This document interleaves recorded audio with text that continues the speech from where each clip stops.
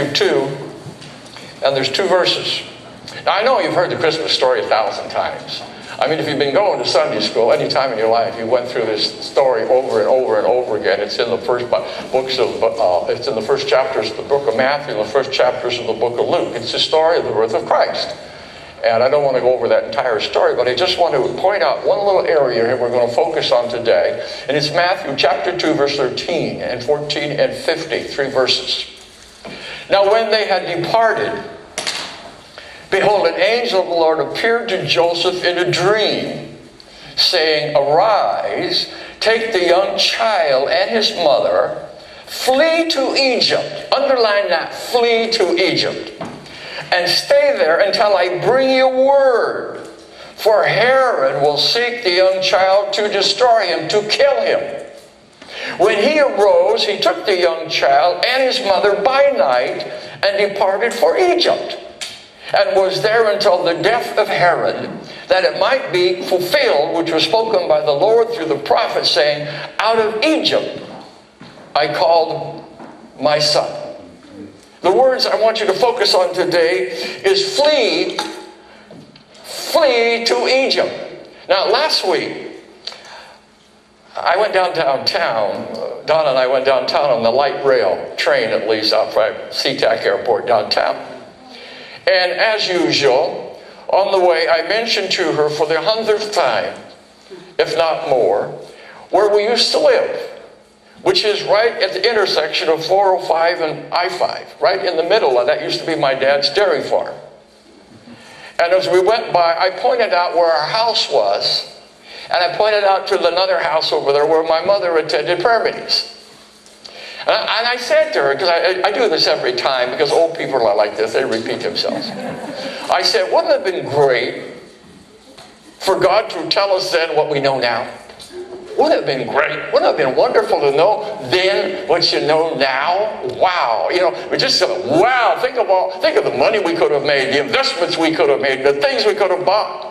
But her answer was very, very perceptive. Only my wife could answer this way. And this is what she said. The trouble. We wouldn't believe what we heard. Now let me prove it to you. Planes without propellers? Are you out of your mind? The 747, big as a building, actually flying through the air? No, God, you. Freeways with 4 lanes going in every direction.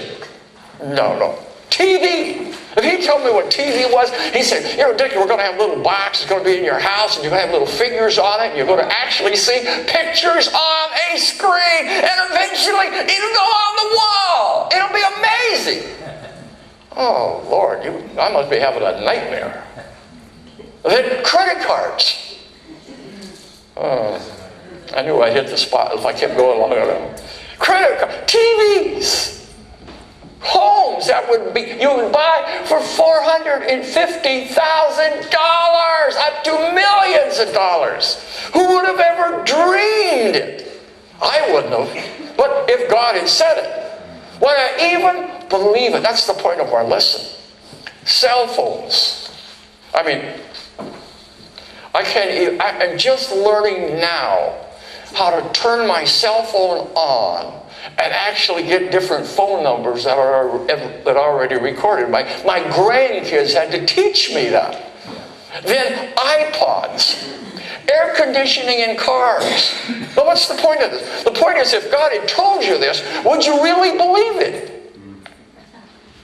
Would you really have believed that back in 40 years ago, 50 or 60 years? Let's just stick with 40 years ago. 40 years ago, that everybody would have 2 cars, and that everybody would have homes that cost $300,000, $400,000, $500,000, $600,000, $700,000, $800,000. You wouldn't have believed that. 2 cars, atomic bomb, hydrogen bomb. A man, this is the killer. This is the killer. God said, Dick, you know what's going to happen? No, we're going to have a man on the moon. You're going to sit in your home, and you're going to watch on your television? You're going to watch a man walk on the moon? God, what are you talking about? You see, when God talks to you about the future, it's hard to grasp that because you can't comprehend it. Men marrying men. I mean, if God had said that, I would have never believed that. Not like we see it today. Can't pray in public. No Christmas scenes in public. Can you believe that? No, I don't believe that, God. Many times we fail to obey and follow God because we try to analyze what He is saying or planning now. And to look ahead it's where we have a challenge because we can't see the ending. We question Him. See, He can see the ending. He looks down. He knows what's going to happen. He knows what's going to happen in your life next week. I don't, but He does.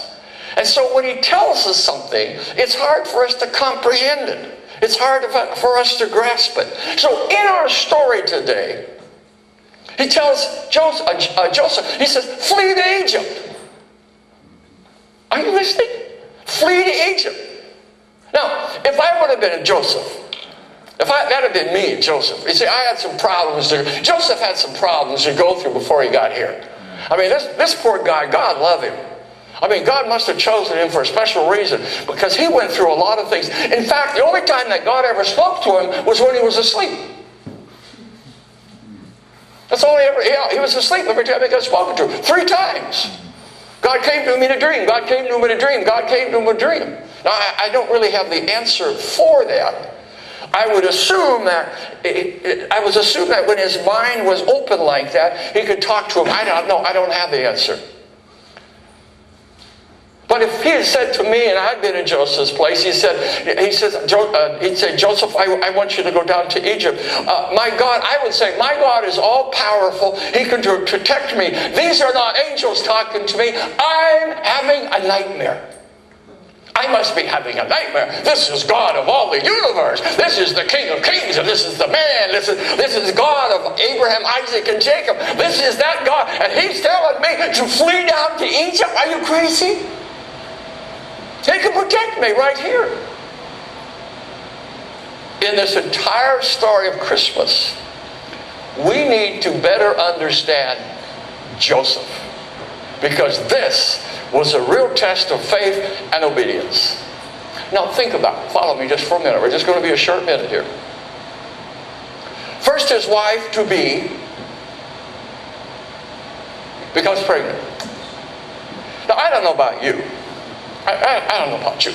But if Donna had told me before we got married, she said, I'm pregnant, I would have thought, this is a red flag.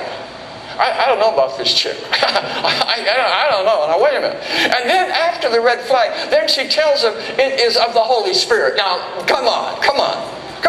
Think about this now. Get this in your mind. Your daughter, you older people in here, your daughter comes to you and says, Dad, I'm pregnant. Oh, okay. All right. And you say, well, who's the guy? And she says, well, it's the Holy Spirit. Now, these are the things that Joseph went through. This is not an easy story when you start to think about it. Then an angel comes and confirms her story. Wakes him up. Wake up, Joseph. Wake up. What is it? I got something for you. It's real. Then the manger scene. Here's this poor guy, now he's in a manger scene.